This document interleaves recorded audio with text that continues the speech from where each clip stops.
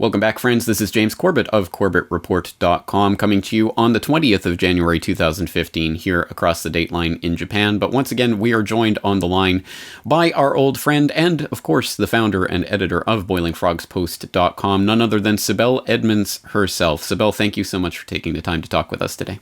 Hi, James. Great to be back.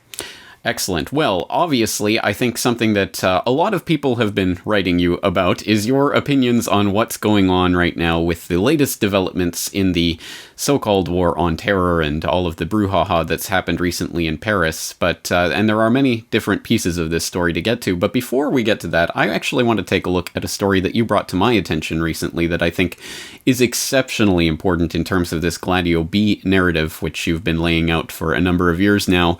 And this one comes via the New York Times, January 14th, 2015. Turks are held in plot to help Uyghurs leave China. And this is talking about 10 Turkish citizens and 2 Chinese citizens that have been arrested and accused of providing altered Turkish passports to terrorist suspects from the western region of Xinjiang, a state-run newspaper reported on Wednesday. Xinjiang, that sounds familiar to people who may have caught some of our coverage, previous coverage on the Gladio B program in general. But Sibel, your take on what's happening here and how this ties into the greater narrative of Gladio B. Sure. As you just said, we have covered this during our Gladio interview series with your program. And people who have been following my interviews, if they recall, even in 2004, 2005, during my interviews, whether with Peter B. Collins or a bunch of other outlets, I always talked about the importance of Xinjiang and what Turkey and U.S. like to refer to as East Turkestan, the Xinjiang region, and the importance of it as one of the main center stage operations for Gladio B. And of course, also the connection of these operations with the people, again, that you have covered, we have covered together on Gladio series, the Susurluk actors, and the one of the top operatives for Gladio B for NATO, who was stationed in Chicago while he was one of the most wanted Europol, Interpol fugitive for terrorism and narcotics. Well, he took between 1993 and 1997, he took at least 4 trips from Chicago with diplomatic passports from the Turkish consulate there as Gladio operatives to Beijing, and from there into the region of Xinjiang in this plot, in this operation to organize the dissent, the ethnic minority there, Uyghurs, against the mainland China and the Chinese government, etc. So I used to talk about this a lot, and people would say, why? I mean, she's talking about Xinjiang, Turkestan. Let's talk about Saudi Arabia, man. Why can't we talk about Pakistan? They are relevant. Who cares what's happening in the place called Xinjiang? We don't even know how it's spelled. Well, as you see, it's been happening. It's extremely important. And again, it pops up. Unfortunately, 99% of people, even though New York Times, with its own tilt, covered it, they would read it, and with the names not making sense, saying, okay, maybe it's some immigration issues where you have illegal immigrants being smuggled out of this country. But it's not. It's never been the case. A lot of these people are taken out by the operatives, Gladio operatives, in this case, most of the times by the Turks, because Uyghurs are Turkic minorities. Their heritage, their race, their language, etc. And they are taken out, they are trained, and they are armed, and then they are sent back. And there are various areas, porous borders. I mean, even if you look at Afghanistan, especially now that we have Afghanistan as a kind of a base, you can see how easy it is to smuggle these people out. I mean, to get them out, train them, militaristically train them, and arm them, tell them what to do in terms of the next stage of operations, then send them back from the other side, going through Central Asian Caucasus to Afghanistan, and then back to Xinjiang, where, lo and behold, some terror events took takes place and people have no idea how did they get the guns, how were they trained militaristically, because Xinjiang is under China's control. Well, they are trained outside, similar to with the Syrian opposition, and now there are so many different factions. Their trainings, everything took place outside Syria, outside Iraq, within the NATO domain, in this case in Turkey, and in countries, puppet countries like Jordan. So that is the goal, and that is the operation. So the Chinese government's version of the story is much closer than when the New York Times takes the version of the Turkish side, saying, oh, yeah, it had to do with some independent operatives trying to make some bucks. One of these guys paid $6,000 to be taken out of Xinjiang. And that's what it's all about. And Chinese government, they're telling a different story. The truth is much closer to the Chinese side than it is to what the Westerners are saying. And again, it's going to be extremely important, this region. You're going to see similar elements that we have been seeing, let's say, with Ukraine, okay? Xinjiang is going to be the next Taiwan, okay? There is, and imagine, when you look at the Pipelineistan, Pepe Escobar's favorite term for the region, and you look at the map, you see the importance of Xinjiang. That is the artery, the entry artery of energy, whether it's coming from Kazakhstan or Turkmenistan into China, whether it's natural gas or if it's oil, it has to pass. They're talking about the Gwadar port, as one possibility of bringing in, the stuff from Iran, and then have Pakistan as beneficiary and China. No way that's going to happen, okay? And as far as the pipeline, as long as the Gladio, United States, the CIA, the NATO, they control that region with the terrorism, can you imagine any pipeline safely going through Xinjiang area and get into the heart of the mainland China? It's not going to happen. So that's why it's very important. That's why we're going to see more. And then it's going to come to the point where we're going to have someone similar to Richard Gere start giving speeches during Oscar acceptance and talk about how these, like they do it with the monks there in Tibet. It would be how these people are being, abused and oppressed, and they need to have their own land, and it needs to be carved out. And as we talked about before, the United States have already brought one of these figures from Xinjiang area into the United States. He lives in McLean, into the State Department, and they had a meeting where they declared him the president of East Turkestan in absentia. So as far as the Gladio U.S. is concerned, they even have a president for Xinjiang. How could you have a president for a country, nation that doesn't exist? There's no sovereignty, it's part of mainland China. Meaning that is the objective. We want another Taiwan. We want to gradually, by playing, how here internally we play the gender card and the race card. Well, for that part of the world to play the minority without land, we're going to help them. They're being oppressed. The Chinese are gunning them down and torturing them. So let's take out this. We put military base there. And we also have the sympathy of the world. Now, I'm not saying Chinese are not abusing their powers with the Uyghurs. I mean, there's a lot of things for Uyghurs that they have the right. I'm not at all challenging that notion. But as the Western nations, United States, Gladio, we've never cared about people suffering. That's not within our interest area unless it can be utilized, capitalized upon to get our objective, meaning have that area, declare it anonymous.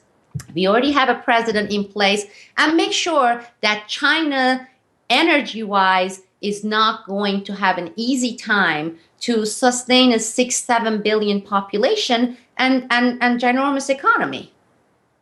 You raise a number of important points there, including, of course, you raise the specter of Richard Gere. This might not be the new Taiwan; it might be the new Tibet, the kind of trendy Hollywood cause célèbre that everyone has to get behind when George Clooney or whoever CFR member comes out and speaks out about it.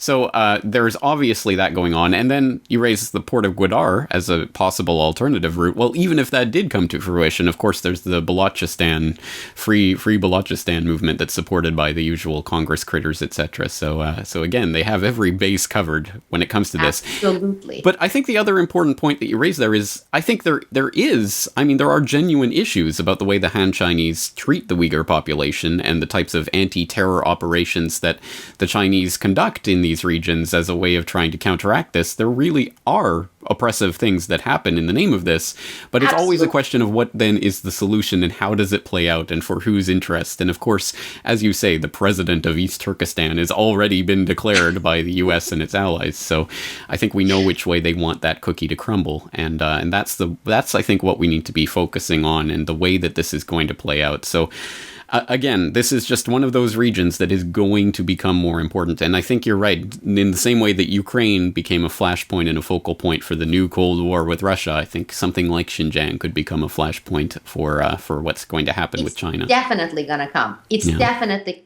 going to come. The question is not whether it's going to come. The question is when. And you see that gradually they are paving the way. So it's going to happen, whether it's 5 years down the road or 2 years down the road. And these things heating up. And of course, Chinese are playing it very, very smart, very smart. I mean, the modus operandi of China, it's its own thing. You know, Russians have theirs, the Western nations, Brits have theirs, you know, United States has its own. But Chinese, they are just, they're incredible. They're incredible. When I keep looking at how they respond things, how they handle it, how they are so logical in terms of business interests, this, how much we want to contain, how much we want to, I mean, have we ever heard China really loudly saying the United States is doing this? They know. They have a very, very good counterintelligence, but look at their business domain and look at the relationship as business. So they are handling it very smartly, and it will be hard for the Western powers to try to throw the bait and say, okay, bite it, okay? So even though they are doing the counter-terror, they are doing it in a very kind of self-controlled, restrained manners, because they know what the game is about. They know about the chessboard, and they are not about to bite. And they have been playing it very smart. Well, 2D chess versus 3D chess, as I've been saying recently. So there's, I think, even deeper levels to this all. But we'll perhaps leave that there. But returning back to this, the latest Paris circus and everything that we've seen playing out from there, one of the headlines that we've seen in recent days that you again pointed my attention to from the national.ae that I think is worth noting, if only for its comedic value: anti-terror raids suggest Belgium has become center for extremists. But of course, people who have been following the Gladio B series will know that Belgium has always been the center for extremism.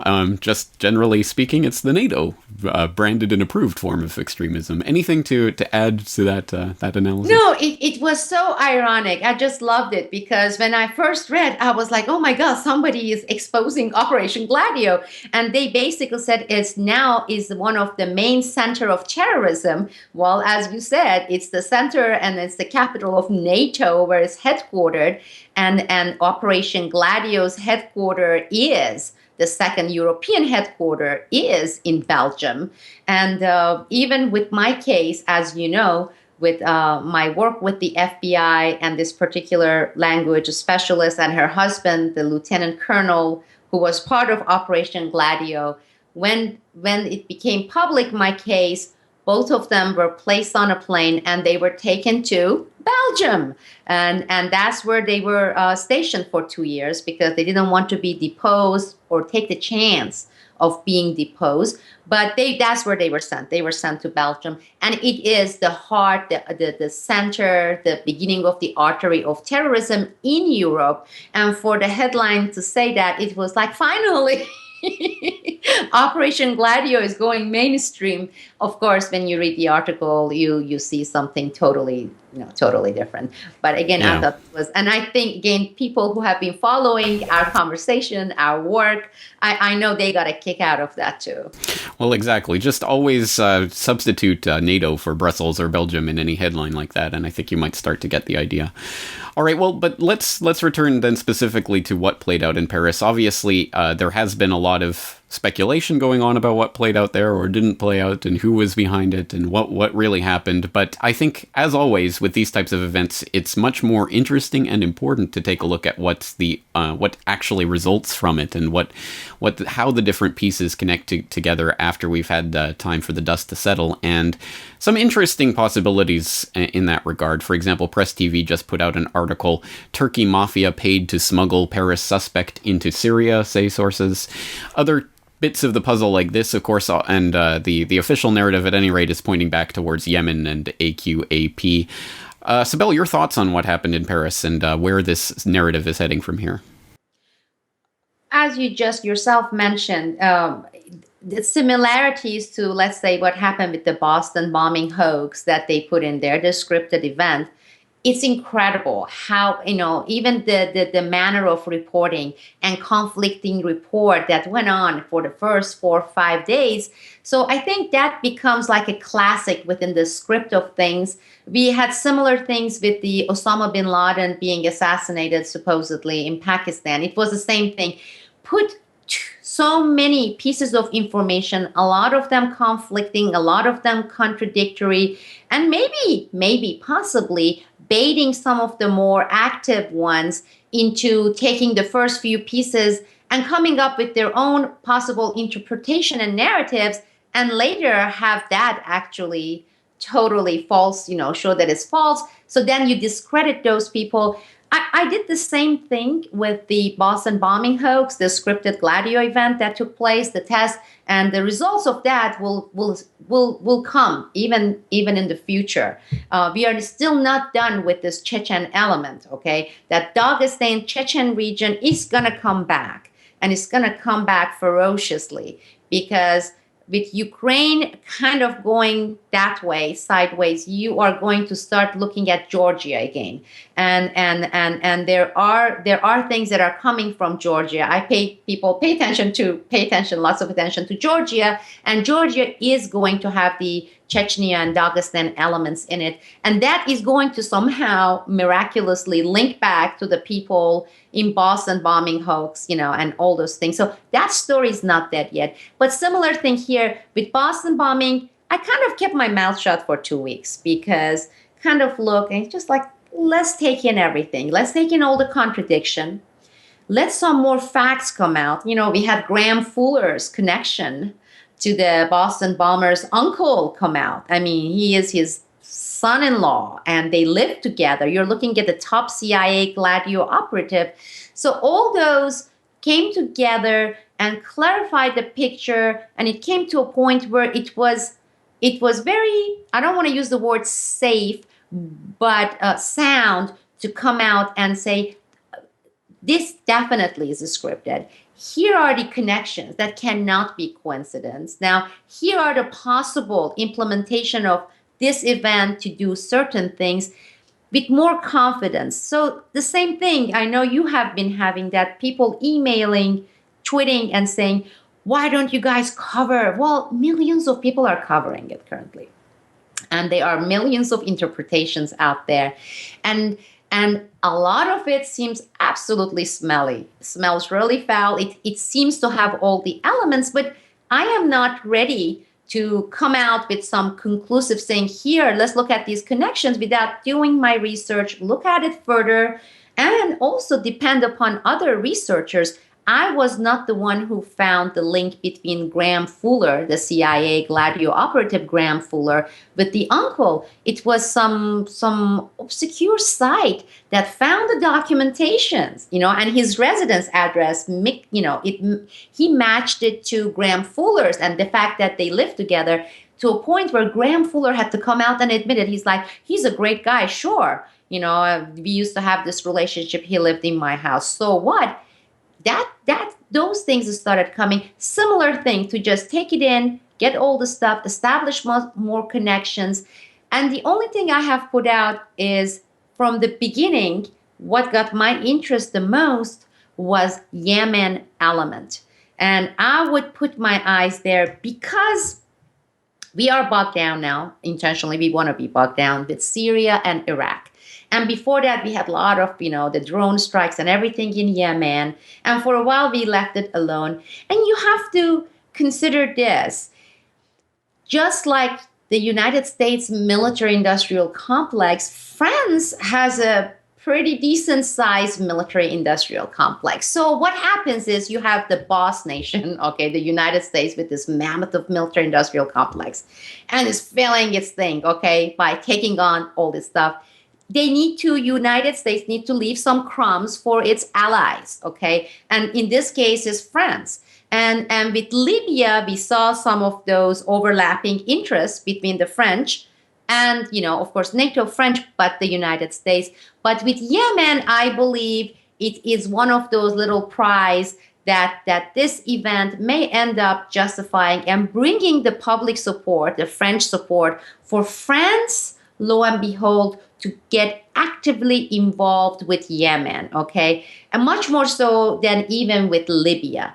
And if we start seeing that, I would say in the next couple of weeks, 2-3 weeks, and those debates, conversation going, and together with it, the public support, which I believe is a slam dunk case. I'm not going to put down the French, but based on what I'm seeing, based on what I'm watching, it's been very effective. It's been very effective. Let's get this mother effers, be at them. Let's go, these barbarics, and we can't allow anything like this happen. I think it's a horrific event, and I feel awful, and I do have solidarity for any place losing innocent lives or innocent people. But I wonder what kind of reaction the world would have, the Western world, if we organized that and had similar reactions when Israelis killed 14 innocent children, okay? They were playing soccer on the beach, and they knew that they were playing, and they were kids, and 14 children were massacred, okay? They were bombed. And so the same way, I would like to see people organizing and having solidarity and say, we're going to get together, unite, and not let events like this happen where innocent lives are taken. But we don't see that, unfortunately. I mean, we see it in that part of the world, then we see this thing in this part of the world. And as a result, we have this strategy of tension between the East and the West, and based on religion. This is what Muslims do. Of course, we have had all the prep with the ISIS and all the operations. So very successful, unfortunately. And as I said, once Yemen starts getting more attached to it in more obvious actionable items for France, then I'm going to put that check mark on my list. And then it would be interesting for us to have the discussion, to write a piece of analysis, but to sit down and just throw out too many speculations. I think we have time. It's not going to go away. As you said, the results are going to start coming in. You just gather them, and then it's going to compare them to everything else and see, in so many ways, it's just so predictable. But hey, what is the American English saying? If it ain't broken, don't fix it. Hey, if it works every time, I don't know whether because people are so dumb or because they are geniuses, I don't know which one. Hey, why change it? It works. Well, maybe it's because people are so predictable. And in that sense, I mean, it's not only the strategy of tension that works because of this pre-programming, it's the Clash of Civilizations and everything we've been programmed for all this time that gets a lot of the general public to go along with these types of war agendas because, as you say, there are certain pieces of the puzzle they're shown. Be outraged about this 12 people killed in Paris. Do not be outraged about, the hundreds of people killed in drone bombings or or whatever it is, whatever we're not supposed to even think about, let alone be outraged about. So it is just selective focus.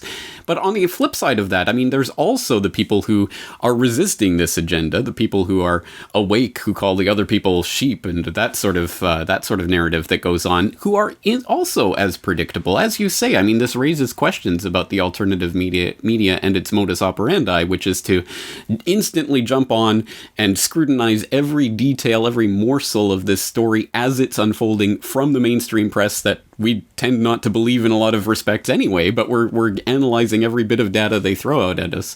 I mean, that can also be used for people, assuming these types of operations are planned and scripted. Obviously, that can be used against the alternative media as well. Let's throw out this scrap of information. Let's give them this little morsel, and let's get them going down this rabbit trail rather than another. And I think there needs to be more space for reflection on events like these to put it into that larger narrative. Because again, we can be easily led along simply by always reacting to what's happening rather than actually trying to step back and observe things from a greater perspective. Oh, absolutely. This began in late 1990s when we started seeing the birth of alternative media and blog within the blogosphere. At the beginning, it was, I mean, for example, if you start looking and analyzing the amount of money invested by George Soros on alternative media, okay? And again, this started around 1999, 2000. It accelerated during all our whistleblowers activity in 2003, 2014, even with some of the NGOs, POGOs and things. But a lot of money, started being channeled to the deep state money, whether it's George Soros or it's the Rockefeller Foundation or it's the Ford Foundation. They suddenly found their new pet project, and that is, we're going to start feeding the blogs and the so-called alternative media and make sure that that is ours. So they are serving the deep state. And as you said, now people going to the alternative, we may even start seeing some change become circular when mainstream media maybe starts putting out some facts. That is going to be because they are actually putting more emphasis. The deep state, whether it's the Koch brothers or the Rockefellers, it's the Ford Foundation, especially George Soros, look at the hundreds of millions of dollars they are giving to, or Pierre Omidyar, they are giving to alternative. I mean, if you compare that to even during the early 1907, 1908 in New York, and you had the rich feeding and taking over the newspapers, and the influence there. And in terms of the amount and level, if you were to compare it to what started happening in late 1990s with these people investing so much in alternative, actually you're going to see more investment by the deep state on alternative media that they did with the mainstream media, whether it's the New York Times or if it's the Washington Post. So I think it's far more dangerous. And again, it's no-brainer. And you have to look at it and say, well, even though they are dumb and stupid in some cases, they're not that stupid. Then CIA looks and sees, oh, a lot of these critical thinkers are turning into these venues to get their news and information. Who do you think they want to control and put emphasis most? So again, no-brainer. But then if you and I are talking about and give examples and start talking about Amy Goodman, you get those predictable people saying, what? But she's anti-establishment. Well, how come she's making $2 million? And how come the organization is getting $15 million a year from George Soros? Now you tell me, I really want this predictable audience. And sometimes they get in watching the stuff we put out there. I want them to show me the point where the interest of activists, real activists, critical thinkers, the anti-establishment people intersects with the interest of George Soros. There is no point that they would intersect, right? Then after, if you can't show me that point, then provide me with an explanation how a scumbag like Soros, okay, the deep state Soros, is giving $20 million to Amy Goodman related and $40 million to blah, blah magazine, whether it's Nation. And Explain it to me. Either you have to say, well, George Soros has other interests that are so noble, humanist, the man cares. I mean, maybe that's why he looks the way he bleeds internally with all the stuff for the freedom, and then he has the other side that is a dirty scumbag businessman. So it's that side that is giving the money. So you either show me the intersection, which you're not going to be able to, or next time just go away, watch something else. When you say, well, why Corbett and Sibel, they're just being tough on Amy Goodman. It's like too predictable. Yawn. Yes. And this is not just obviously at Amy Goodman, but it is at a lot of different so-called So many. alternatives. Salon.com. I can just throw all the stuff in there. Yeah. And then from the philosophical perspective, again, it's not just at the people who are being directly funded by these people, because obviously that's a big red flag, but the people who are falling for the sort of alternative line on some of these things, that can be, again, it can be a sort of bait that's put out there. Hey guys, look at this. Don't think about this. Don't think about Xinjiang. Don't think about what's happening in Georgia. Who cares about that? That's boring. This latest thing is the new thing we all have to think about all at the same time. We have to devote all our energies to it. And if you don't talk about it, people will get angry. Go vote. Yeah. Okay? Yeah, we know that Clinton is as a scumbag but there's a degree, because she is by 0.071% less evil than the other guy, whoever is that the other guy. So you go out and vote for her, even though they are both evil. You can challenge puppets, but don't challenge the system. Thou shalt not challenge the system. And that is the central message they all have. Whether they come from the right, Rush Limbaugh, or they're coming from the left, Goodman, or whoever else is out there, they have one central theme in common. One says, do support the right no matter how filthy and corrupt and awful it is, because the left is going to be worse.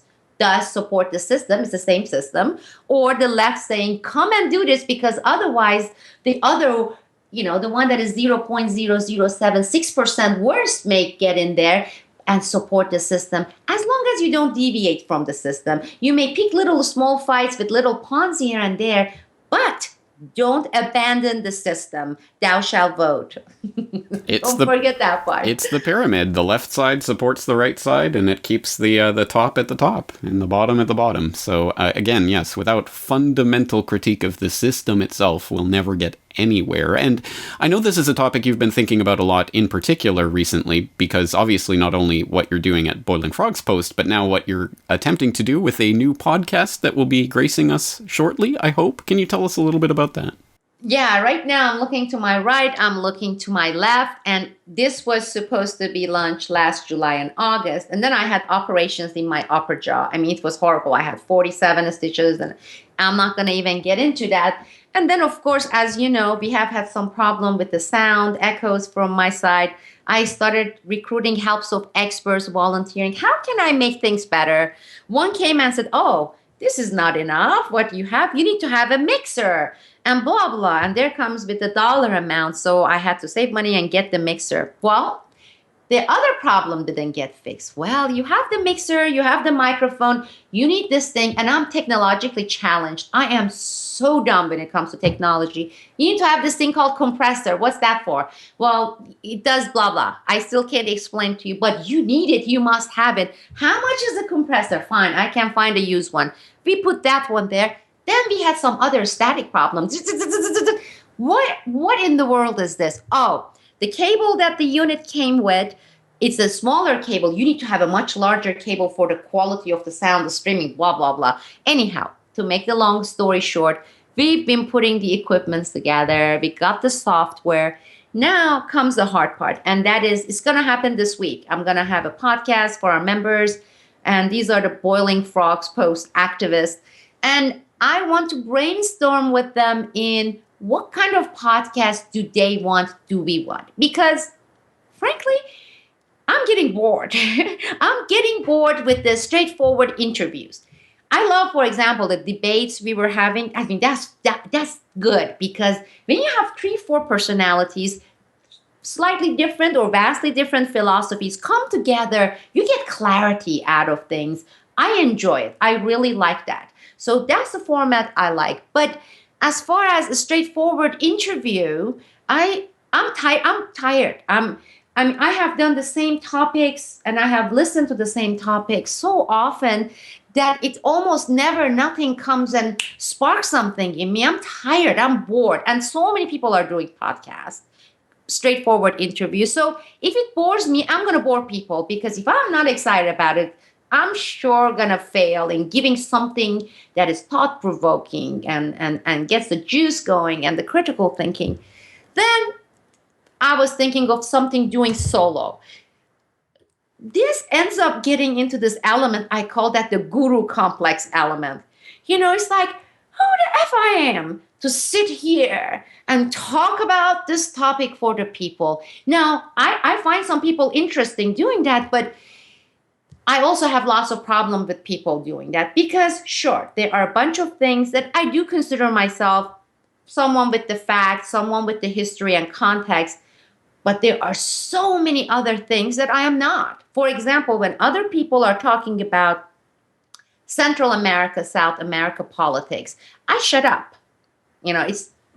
I listen, I try to read, because I don't know much. I don't know anything. So my knowledge is so limited with that. Or I'm always listening and trying to learn when people are talking about Federal Reserve, which is a very important issue. But I can't talk about it because I don't even have 10% of the confidence or the research level or the familiarity to open my mouth and start giving opinion on it. So I know my limitation. That leaves, limited particular topics that, okay, I can do a few sessions and talk solo about it, but then that's it. Then what's going to happen? So now I'm thinking about something that is more interactive, and that is starting a discussion thread with our Boiling Frogs Post, members, activists, and take that and say, okay, this episode, I'm going to respond to some of these challenges, and I'm going to respond to some of these questions, and then put it out there. And the coming questions after that will lead to the next podcast. So in general, I have something like that in mind. I don't know if it's going to be successful, but I want it to be interactive. I want it to be what people want. Again, I want to give a quick example. With my books, for example, when I'm invited to go somewhere, they call it book reading. Well, it gets on my nerve. I hate book readings. And I think most people get bored to death when they are sitting on these uncomfortable chairs and you pick a chapter and you read the book. So what I do is I usually have 5 minutes of short, brief intro about why I wrote this book, how I wrote it. Then I like to do Q&A. That gets my juice going. And you see how I'm talking?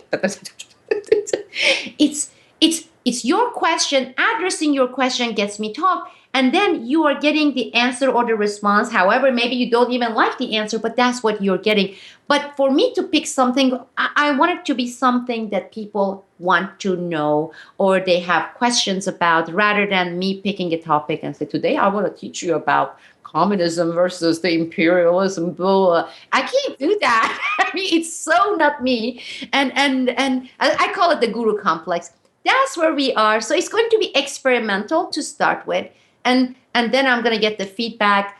And the other important thing, and I know this is going to offend some people, but by now, I think most people should know I have no problem with offending people. Some people do. I have even had questions about, yeah, but was it purposefully you tried to make none of the characters really lovable, likable? I'm not into likability. If I were into likability, there were so many things I would do. And actually, I would make good amount of money from that. I'm serious, if I was geared towards going towards likability. Don't offend. Pick side, for example. Pick the Democrats and leave the other one alone. That would make you much more likable person. Because otherwise, you're going to end up being attacked from both sides. That happened to independent people. I don't care. I welcome it. It does not affect my future response or what I'm doing, whether people like me or they don't like me. I really don't care. If people are interested and or they want to know about this particular things or have discussion, join me, that's great, fine. If they don't like me, I don't care. I care if my daughter likes me or not. I care a lot as a mother. But other people's really opinion of me, whether I'm a great speaker or I'm a horrible speaker or I'm beautiful or I'm butt ugly, I don't care. I really don't care. I have been living this life, I would say, all my life. I live based on my belief system, and whether people like it or not, it doesn't have any consequences for me. Maybe some people are in positions because of wanting to get certain jobs or maintaining, they have to do those things. Conformity, I never do those things. So the great things I have, the chemistry with Boiling Frogs Post activist members there, our home of irate minority, these are the people who really know me, and they are like-minded with that. We have different philosophies and everything, but they are not into likability factor, or the likability aspect. And I don't do it for that. I don't do it to be prettier or to be likable. Don't like me, please. And I start actually getting suspicious of people who are greatly liked. It's like, my God, how much they have to compromise to be liked by the majority. I mean, or the politicians when they go and give the speech and then they do a test speech and then right away they have a survey. Did it increase their likability, electability or not? I am not running for elections, right? And I am not running for actress job or things like that. So I don't have any motivation, reason to be or want to be likable. And I feel comfortable doing that with Boiling Frogs Post and my people. And I don't know if it makes sense to you what I'm trying to say. Meaning, when I'm talking, I don't have to worry about being politically correct. I don't like that, okay? And if people have problem with that, it's like, hasta la vista, baby. Get the hell out of here. I don't want to, don't listen to me. There are a billion other venues. Go there. Or if I talk about certain things that people take, offenses for other reasons, again, I don't care. This is because we have done this. We have talked about family units, homeschooling, and how these are all interconnected with what we are seeing today, with the system we have today, with the government, with all the corruptions, with the war, and the fact that they are connected. James, they are not. When you talk about it, there are morons who come and say, why aren't you talking about politics? Why are you talking about personal stuff and how people are drugging their kids with ADHD medicine and sending them to school? Well, look what happens. And to give you an example, again, for some people, it's going to sound like an outside experience. It's not. I believe this is really interesting. So that's why I'm sharing here with people who may find it interesting. I didn't have this in Washington, D.C., where I lived there, but somebody knocked on our door and I opened, and there were two really, really older gentlemen. They were like in their early 80s, and it was a cold day. It's like it was high 12 degrees Fahrenheit that day. And they are dressed so sharp, like 1950s movies, and so clean cut. And one of them, his lips were blue, like shivering, and he's so old, like he's going to. So I usually I'm not interested, thank you very much. And I usually close it. I was intrigued in this cold, they are standing there. I said, yes. And they said they are with some Jehovah's Witnesses or something like that. Again, at this point, I usually close the door. I say, no, thank you very much. I'm not interested. No, I'm not meaning any insult to anyone. I'm not interested. They're holding this book. I said, well, what is this about? And he said, well, we would like to hand this and have a discussion with you. I said, because I'm still in my PJ. I said, I don't have the time to talk, but can I take a look at it? And he handed me this booklet, but the title of this particular Jehovah's Witness thing that they're giving out had to do with why our government is so corrupt and filthy or something. That got my interest. I said, that's very interesting, because it's usually about save your soul or things like that. But you are putting the fact that why our government? And he said, well, of course, because that's a reflection of who we are too, with what we are seeing around. Okay. Again, some of our viewers say they don't reflect me. I'm not talking about them. So it's just like, please be quiet. I'm not talking about you. I'm talking about the majority who, they go vote, if they listen to Amy Goodman, so they definitely vote for Obama or Ray McGovern or blah, blah. I got that. And I started thinking about that. And I told my husband, I said, the philosophy of it. And I know we can spend so much time on philosophy and psychological aspects or anthropological aspects of these things, years talking about it. But if it is true, the majority is this, okay? With, drugging their kids, doing this, doing that, paying attention, all the things that we covered during our debate. Then what we have today in place should not be any surprise. I mean, it should be expected. I don't think it's like some sort of an aberration that we have such a horrifying,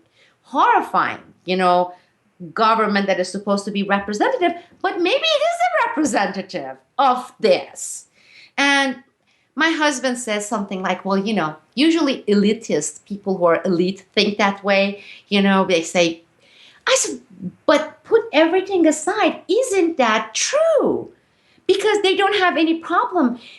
For example, I know that if the government were try or attempt to say, we're not going to have the NFL shows this particular year for whatever reason, we have a chance for revolution. And I don't say this for a joke reason.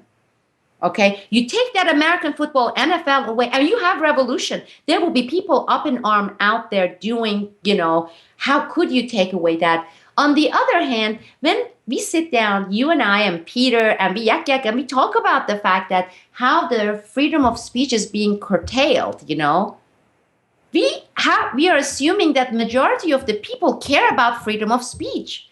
I think systematically over the past 3, 4, 5 decades, the majority of people here have been rendered speechless. So if you don't have a goddamn speech, why should you worry about your free speech right to be taken away? Would you worry about it? I mean, really. And therefore, no matter how much we try, I know the biggest motto that we have is we want to inform. Why are you doing this, James? Why are you having your show? I would say first and foremost, it's actually just a reflection of my own research. And I put it out there because if other people benefit from that, that's awesome. And I hope that they do. But ultimately, it's actually, I think, selfish. It's basically, I'm doing this for my own research purposes. That's exactly right. So you have the right reason. But you ask a lot of people, one of the slogans for the podcast and even the real alternative, not the pseudo alternative, is why are you doing this? Because I want to inform people. And you have to assume that there are people who really want to be informed. And I have been doing this now since 2007, 2008. It's been 6, 7, 8 years. And I can tell you with 100% certainty that 99.9% of the people who join us and everything, they are as basically informed, or if not more informed than we are. And I have not come across people say, I didn't really know much about this and this, and I learned. Very few. If I were to do percentage, it would be very few. So exactly, to do it for the right reason. You said you're doing for selfish reason. You put it also motivates you to research and learn more. And it does that for me. And that's exactly what I want to do with Boiling Frogs Post. I want to do this with podcasts and then do some of those jointly with the people who are interested in this, rather than trying to put some general and then say, I'm doing to inform the public. That is not the motivation. And a lot of people say that is what we need to be doing. Go out there and inform people. I don't think I subscribe to that notion. Yes, I think, that leads down a dangerous path, because then you start to pander to the interests of an audience rather than having it come from a spontaneous place of where you are in your research and interests. And I think that can lead down a road. I think it's obviously has to be a mixture of the two, because communication is important to what we're doing. I mean, there is a communicative aspect to this. So it's secondarily important, I would say, that this informs the masses, but primarily it is my own research interests. And I'm excited, I'm interested to see the form that your podcast ends up taking, because don't have high expectations. The first few is going to be experiment, and I want to see what is coming from you. Right, but I think that's the point. I think the expectation should be that this is an experiment, that this is a work in progress that we can learn from, even if it doesn't succeed in the traditional sense of that word, because I myself also frequently think about my podcast and what it's doing and what I'm doing with it. And I think I've reimagined it several times over the years. And I think in my latest iteration, I'm much more confident in the fact that I'm not interested in following the daily, weekly news cycle. There are now enough alternative podcasters and other people out there doing that I don't think that's where I add the value to this conversation. I think I bring value in another way, and I'm going to try to look more at solutions this year. So I'm much more interested in the ways that we can change or jigger or rethink what we're doing here. So I'm very interested to see how that plays out. And who knows? I mean, maybe some of that will rub off on the Corbett Report and what I'm doing. But before we end today, this has already been a lengthy and far-reaching conversation, a very interesting one. But before we end today, before we started rolling today, you commended to my attention a poem by W.H. Auden called The Unknown Citizen, which I must admit I have never read. Or if I have read it, I don't recall it. So this is one of my most favorite poems, and it affected me a lot. And I would like for you, maybe after you're done with me, if you want to add it to the end of while you're editing, if you want to add it there. It may not affect other people the same way, but it really affected me. And it was written, I believe, in 1940s, late 1930s, Unknown Citizen. And this was during the years where English truly was English as second language going through the school. And I took my first literature class, which for me was a really scary thing. Doing it on the first, second, third language is hard enough. Doing it with fourth language, it's like literature is a different era. You can go and ace all your econ classes when that's your third or fourth languages, but literature you're looking at. And I became extremely interested in American literature and English literature, and I took a lot of elective courses and courses that I didn't even transfer credits for. But I came across this poem, and it also went so much with my father's philosophy and what he taught me as a kid, and that was his belief for his life and his reaction. My father had disdain, right or wrong. Again, some people may get offended. My father had disdain for mediocrity, for the fear. It's like, I don't want to make waves. I don't want to challenge the status quo. I don't want my kids to challenge the status quo. He hated that. He was the opposite of that. And he wanted to raise me so I would be. And I hope he accomplished it, at least to a certain degree. But this poem goes to the heart of it. And when I just told you about, I feel comfortable at Boiling Frogs Post doing it with our people, the podcast, and have this stuff going, because they are not one of these. I know that because I have had so many communication with so many of our people there at Boiling Frogs Post that I know they are not this. And therefore, the fact that we really can expand a lot of things and move forward with things. So I would appreciate if you read it, because you have a much better voice than I do. And I know that you have masters in literature, I think was James Joyce. Yeah, James Joyce. And so it would be great to hear it from you reading it. And I know you would appreciate this poem as well. Yes, well, I certainly do appreciate literature. So if other people have interesting requests or ideas out there in regards to great poetry or novels, I'm always open for that. So we'll leave it there. Sibel Edmonds, of course, boilingfrogspost.com, forthcoming podcast. If you want to be a part of that podcast conversation, Sibel is starting up. Of course, you can become a Boiling Frogs Post member, support the work, support the true alternative media. We do appreciate and rely on that type of support. And I think we'll leave it there for this conversation. Sibel Edmonds, thank you so much for the time today. Thank you, James. And thank you, everyone. The Unknown Citizen by W.H. Auden. 2JS/07 M378. This marble monument is erected by the state. He was found by the Bureau of Statistics to be one against whom there was no official complaint, and all the reports on his conduct agree that in the modern sense of an old-fashioned word, he was a saint. For in everything he did, he served the greater community. Except for the war, till the day he retired, he worked in a factory and never got fired, but satisfied his employers, Fudge Motors, Inc. Yet he wasn't a scab or odd in his views, for his union reports that he paid his dues. Our report on his union shows it was sound, and our social psychology workers found that he was popular with his mates and liked to drink. The press are convinced that he bought a paper every day, and that his reactions to advertisements were normal in every way. Policies taken out in his name prove that he was fully insured, and his health card shows he was once in hospital, but left it cured. Both Producers Research and High Grade Living declare he was fully sensible to the advantages of the installment plan, and had everything necessary to the modern man: a phonograph, a radio, a car, and a Frigidaire. Our researchers into public opinion are content that he held the proper opinions for the time of year. When there was peace, he was for peace. When there was war, he he went. He was married and added 5 children to the population, which our eugenist says was the right number for a parent of his generation, and our teachers report that he never interfered with their education. Was he free? Was he happy? The question is absurd. Had anything been wrong, we should certainly have heard. This video is brought to you by the subscribers of BoilingFrogsPost.com. For more information on this and other topics, please go to BoilingFrogsPost.com. For more information and commentary from James Corbett, please go to CorbettReport.com.